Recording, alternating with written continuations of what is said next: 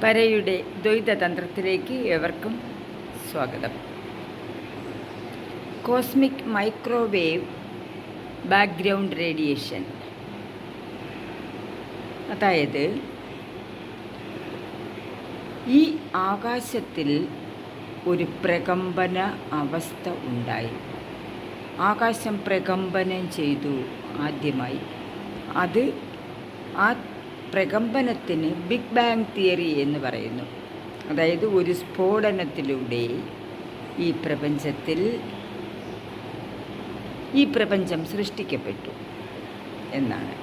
അത് ആകാശത്തിൽ നടന്ന സ്ഫോടനമാണ്. ഇത് ഭൗതിക വശമാണ്. ഇതിൻ്റെ ആത്മീയ വശത്തിലേക്കൊന്ന് പോയാലോ?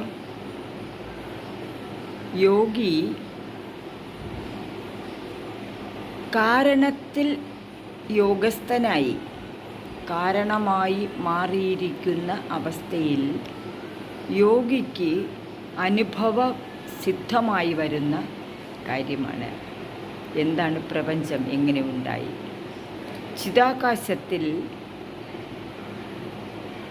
മനസ്സ് അല്ലെങ്കിൽ മായ അല്ലെങ്കിൽ ശക്തി, ഊർജം, ആ ഊർജം ചിദാകാശത്തിൽ ഒരു തരംഗാവസ്ഥയിൽ സ്പന്ദിച്ച് ഉയർന്നു. അതിനെ സബ് കോൺഷ്യസ് മൈൻഡ് എന്ന് നമുക്ക് പറയാം. അതല്ലെങ്കിൽ ദേവി എന്ന് വിളിക്കാം, ഊർജമെന്ന് വിളിക്കാം, മായ എന്ന് വിളിക്കാം. അപ്പോൾ പ്രപഞ്ചത്തിന് കാരണം പരമമായ സത്യത്തിൽ അടങ്ങിയിരിക്കുന്ന മായ സ്പന്ദിച്ച് ഉയരുന്നതാണ്.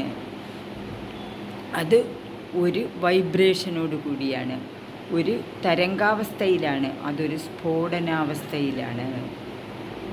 ചിദാകാശത്തിലാണ് ആ സ്ഫോടനം നടന്നിരിക്കുന്നത്. ആ സ്ഫോടനം ഉണ്ടായ ശബ്ദത്തിന് യോഗി പറയുന്ന പേരാണ് ഓം.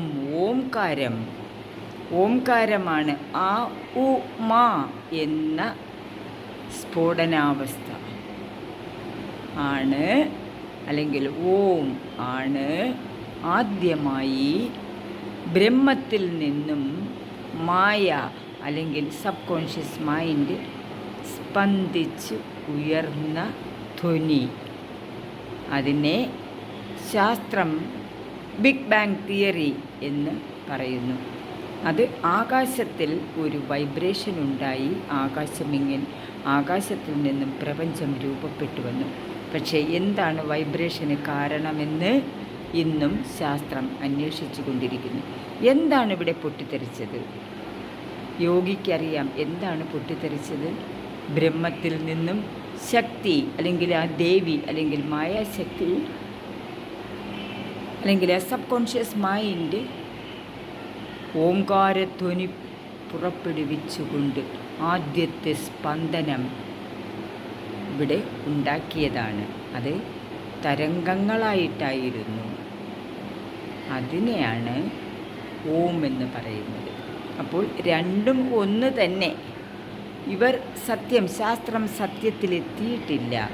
യോഗി സത്യത്തിൽ എത്തി. ആ അനുഭവത്തിൽ നിന്നുകൊണ്ടാണ് ഈ സത്യത്തെ നമുക്ക് എത്തിച്ചു തരുന്നത്.